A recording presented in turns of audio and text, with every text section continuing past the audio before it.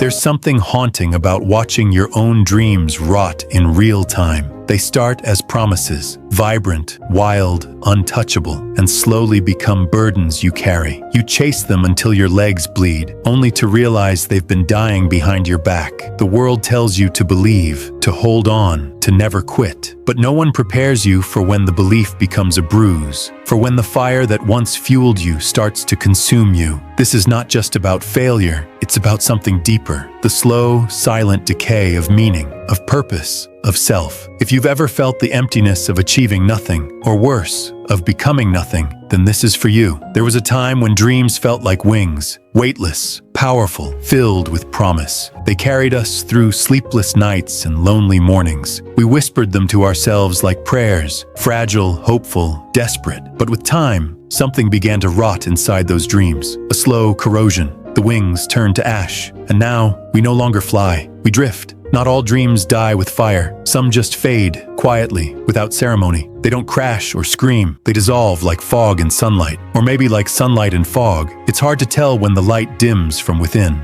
All you know is that the thing that once pulled you forward no longer moves. We were told to chase our dreams. No one told us that dreams can rot, that they can turn on you, that the same dream that once made your eyes shine can, years later, haunt you like a ghost of who you never became. They didn't warn us that the pursuit could break us more than the failure ever could. So many of us hold on to fragments, old goals, faded visions, a voice in our heads that says, "You were supposed to be more than this." It whispers when we're alone, when we scroll endlessly, when we wake up tired of waking up. The dream that once gave life now takes it, one heartbeat at a time. Decay is never sudden. It's a slow burn, an erosion, day by day, inch by inch, until one morning you realize you don't believe in it anymore. You pretend, you smile, you say the words, but the flame is gone. The dream didn't die violently, it just stopped breathing. There's a kind of grief that comes from broken dreams, and it's not loud like death. It's silent, lingering, it sticks to your skin. It lives in the pit of your stomach. It's waking up and realizing the life you imagined doesn't want you back. And still, we perform. We go to work. We make plans. We lie to ourselves with polished phrases like, maybe someday. But deep down, we know someday is already behind us. The decay has set in,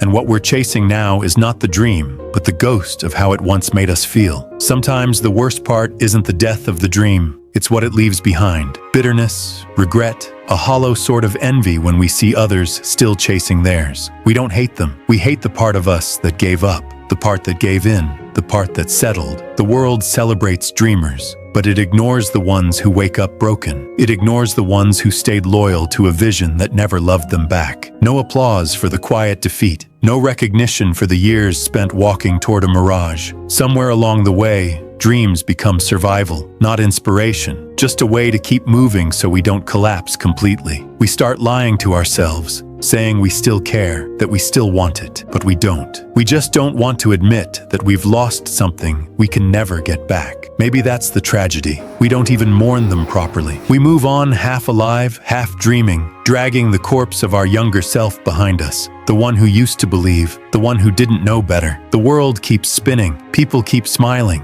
and we keep pretending we're okay. Pretending it's just a rough patch. But deep inside, we know it's not a patch. It's the whole fabric tearing apart. We tell ourselves there's still time, that we can fix it, that we'll try again. But what do you do when the part of you that dreams has already left the room? When the voice that once screamed, "Go," now just sighs and says, "Why bother?" There's a loneliness in giving up that no one talks about, a private shame. You walk through crowds, nod at friends, scroll past success stories, and wonder if anyone else feels like they're rotting from the inside out. Sometimes you don't even want the dream anymore. You just want to forget that you ever had it. Because remembering hurts. Because remembering reminds you of who you could have been, who you'll never be. And yet, in all this decay, something strange happens. You begin to see clearly. Through the ruins, you find truth. Maybe not hope, not yet, but truth. And the truth is, dreams don't always save us. Sometimes they bury us.